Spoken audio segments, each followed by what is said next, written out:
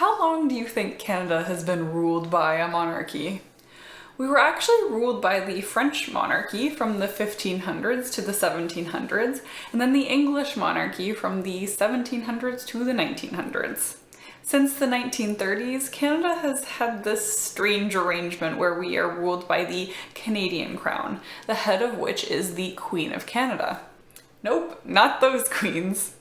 The Queen of Canada is actually Queen Elizabeth, and her role as queen transcends citizenship, so none is required. But even though it's called the Canadian crown, us Canadians aren't so easily fooled.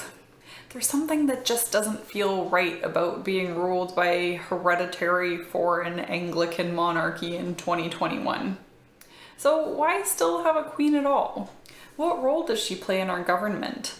Should Canada get rid of the monarchy? Can we get rid of the monarchy? Let's take a look. Hi, you're watching Gabby on Government. I'm Gabby and I'm an ordinary Canadian on a journey to learn about my government. I'm so happy you're joining me today, where I'll be discussing why we have a monarchy and whether we should keep it or ditch it. So, first things first. How does the Queen fit into our system of government? Canada, in addition to being classified as a parliamentary democracy, is a constitutional monarchy. This means that Canada's head of state is the Queen, but her power is limited by the Constitution. Since the British monarchy took power in the 1700s, their influence has dwindled from highly influential to really can't do anything at all. The Queen delegates almost all the power she has to Canada's elected government, and any duties that are remaining are given to her representative in Canada, the Governor-General. There are provincial versions of the Governor-General called Lieutenant Governor-Generals. And pretty much everything the Governor-General and the lieutenants do is on the advice of the elected government. You don't need to be a business consultant to see that there seems to be some fat in the system here. If any power the Queen has is given to the Governor-General, and the Governor-General only acts on the advice of the elected government, then what is the point of the Queen?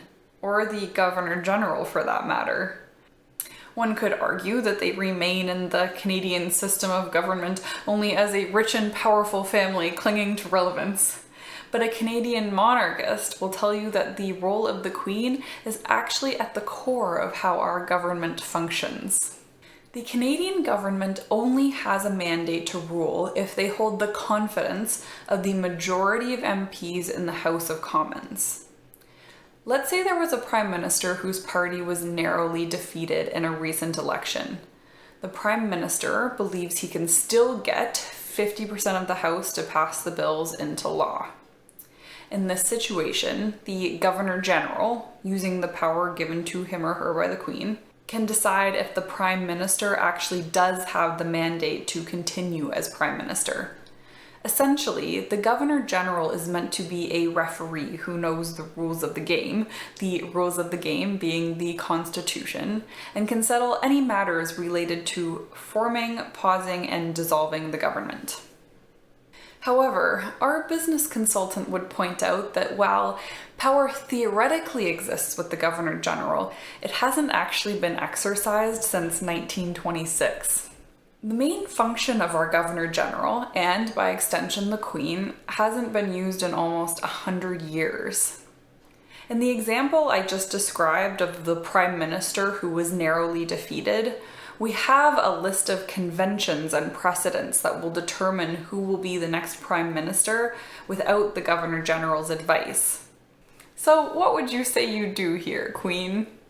Well, our monarchist might say, just because it's been a while since we've used them doesn't mean we don't need them. You can go your entire life without using a fire extinguisher, but it doesn't mean it's a bad idea to have one in your house. But, says the business consultant, I suppose that depends on how much our fire extinguisher costs. Monarchist.ca gives an estimate of how much the monarchy costs Canadians. Including the Governor-General, we're looking at over $64 million per year for this fire extinguisher. As a comparison, last year it cost $54 million to run the charity Food Banks Canada, which supports over 500 local food banks. Do you think Canadians are getting good value for their money?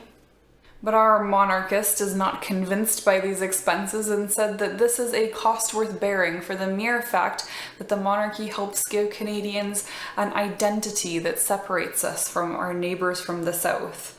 The monarchy is a cultural icon, a symbol.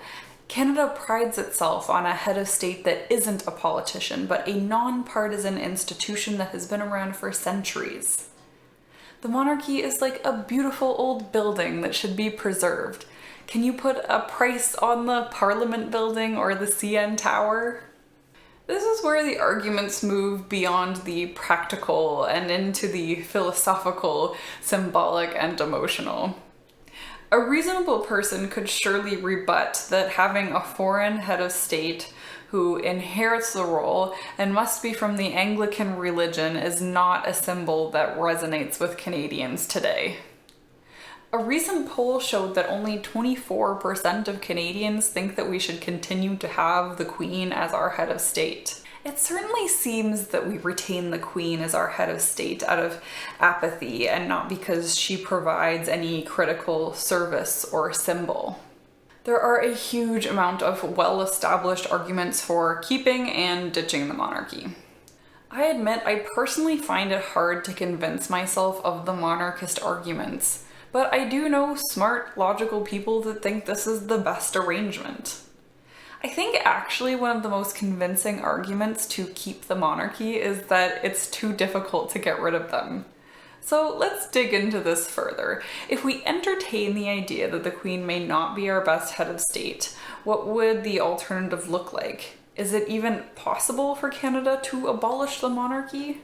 Let's start with what our system of government would look like if we got rid of the monarchy.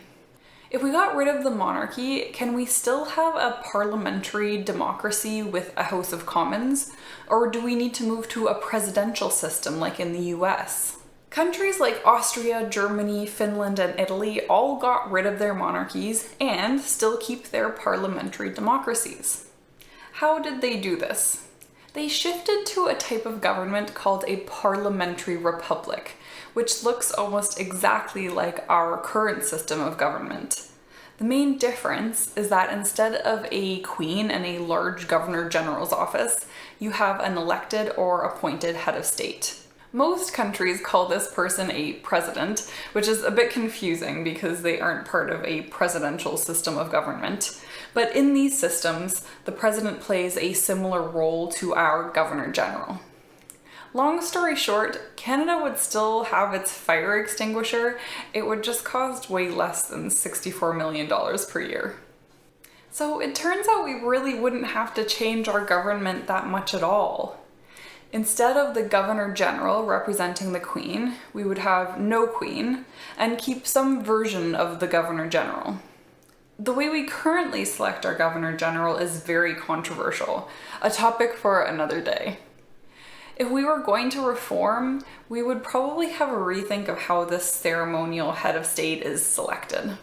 Okay, so assuming we could get everyone to agree on this slightly revised version of government, what needs to happen to actually abolish the monarchy? It would be no small feat. Getting rid of the monarchy would require a special constitutional amendment that requires every province and the federal parliament and senate to vote to leave the monarchy. But unless the Queen drowns a kitten in broad daylight on a crowded street, this would be really difficult to muster the political will of Canadians to get everyone on side. But as Peter Dinolo said on the agenda, when it comes to the monarchy, Canada is like an adult living in their parents' basement. Just because it's comfortable doesn't mean it's what's best. We would need a leader like Lester B. Pearson, who changed the flag from the Union Jack to the maple leaf to champion the cause. Not because it's top of mind for Canadians, but because it's the right thing to do. Constitutional lawyer Ted McWhinney said there may be a shortcut to abolishing the monarchy. He says that when Queen Elizabeth dies, we could simply fail to proclaim her successor as the King of Canada. But we would have to be prepared for this, and if Justin Trudeau is the Prime Minister when the Queen dies, we likely won't see this happen, as he's declared he won't abolish the monarchy. I want to make a few finer points before I leave you. The monarchy and the Governor General are in some ways part of the same institution, but in some ways are very separate. My personal opinion is that there is a place for a Governor General type figure in our democracy. There are all sorts of issues with the Governor General's office today, but I think the role does serve an important function. Provinces all have lieutenant governors, and I've linked below to a situation in BC where it was handy to have a constitutional expert on hand to make the final decision on leadership questions. The US certainly could have used a Governor General type role when they were having issues with their transition of power between Biden and Trump, for example. So, what do you think? Do you think the Queen is a critical gear in the machine of government? Or is the monarchy an outdated institution of a bygone era? Would you vote for a party based on their stance on the monarchy? Let me know in the comments. Thank you so much for joining me today. I'm not a civics expert, so if I got something wrong or you want to add something, let me know in the comments. I think learning about civics is super important, so if you want to help other people find my content, I would be so grateful if you would like this video, share it, and subscribe. Thanks again, and see you next time.